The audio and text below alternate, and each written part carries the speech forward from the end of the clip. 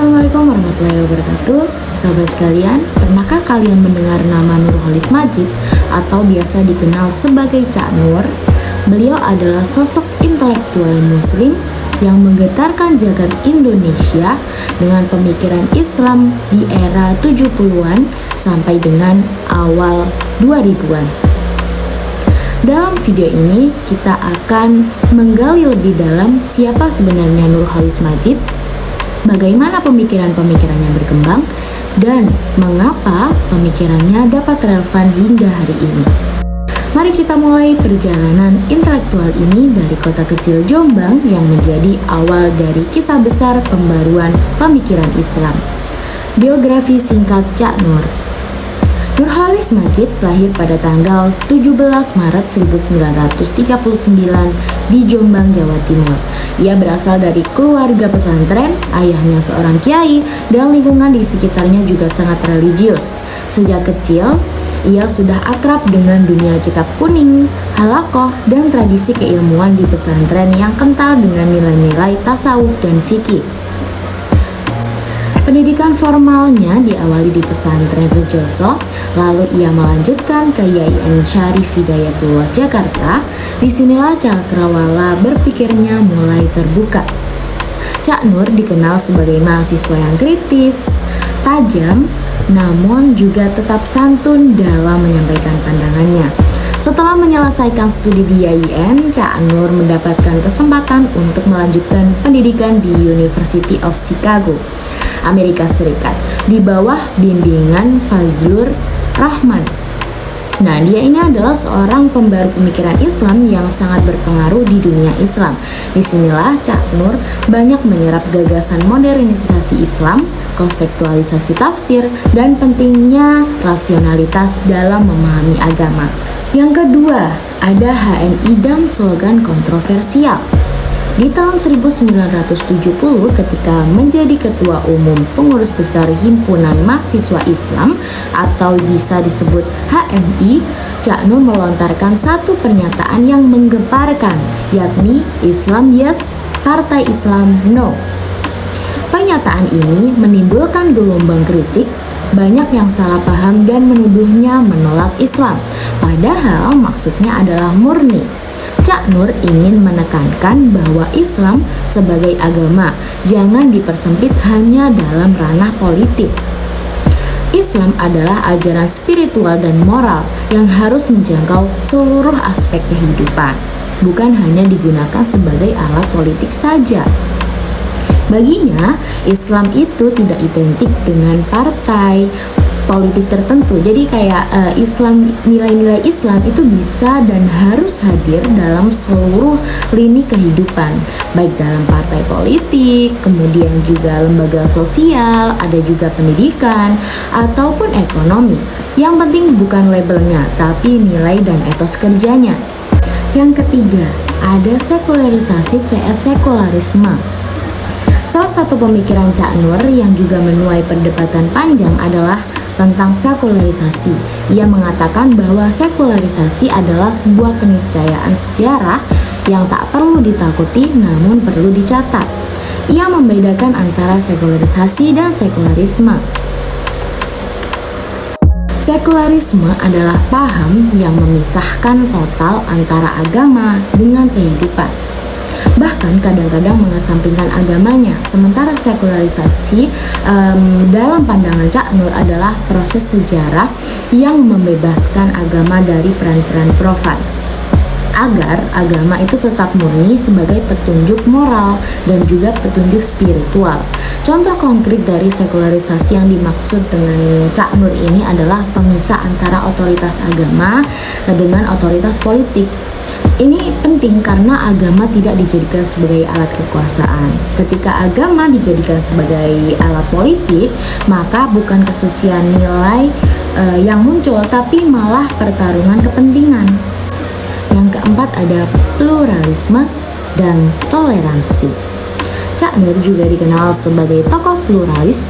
Ia meyakini bahwa Indonesia yang majemuk ini harus dijaga dengan semangat toleransi dan penghargaan terhadap perbedaan.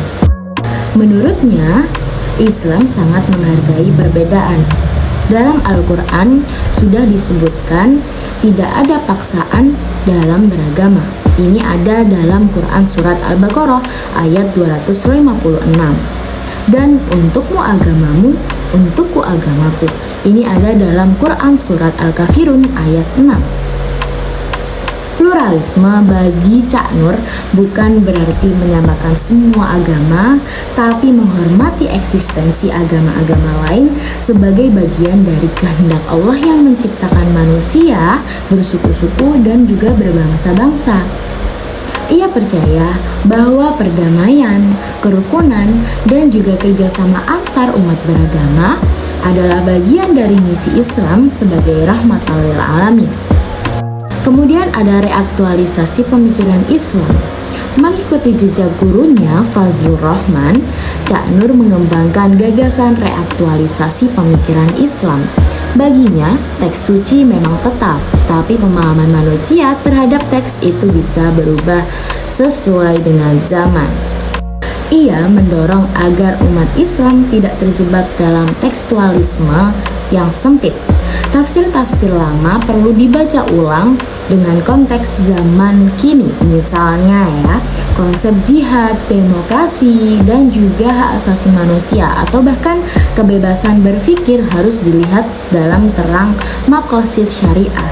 Tujuannya syariat Islam yang menekankan keadilan, rahmat, dan kebaikan universal. Kemudian selanjutnya ada kritik, tantangan, dan juga kontroversi.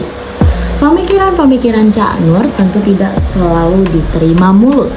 Banyak kalangan konservatif yang menganggapnya terlalu liberal, terlalu membuka ruang bagi interpretasi baru.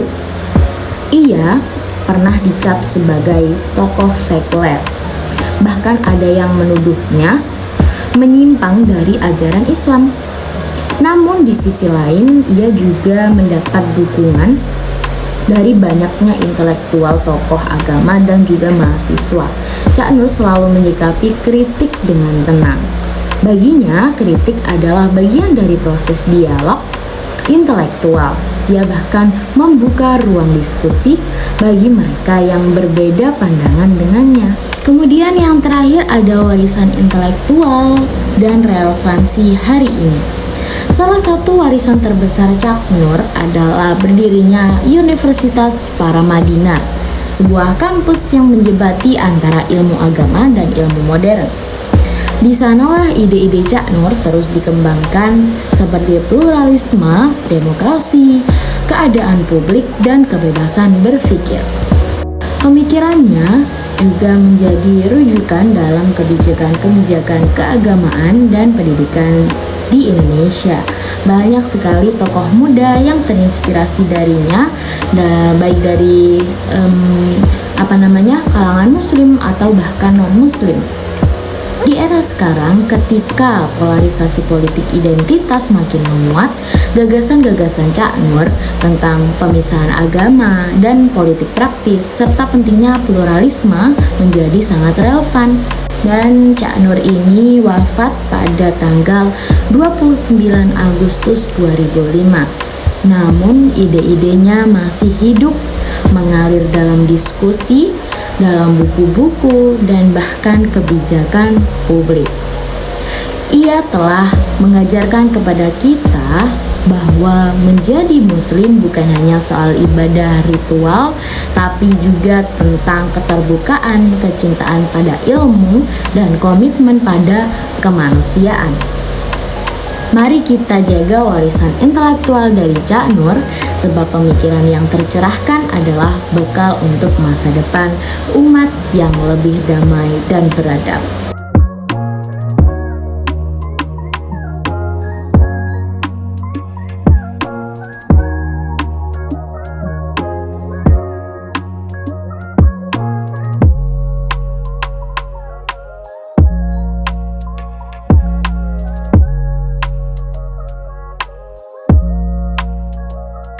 Oke, segitu dulu untuk video kali ini.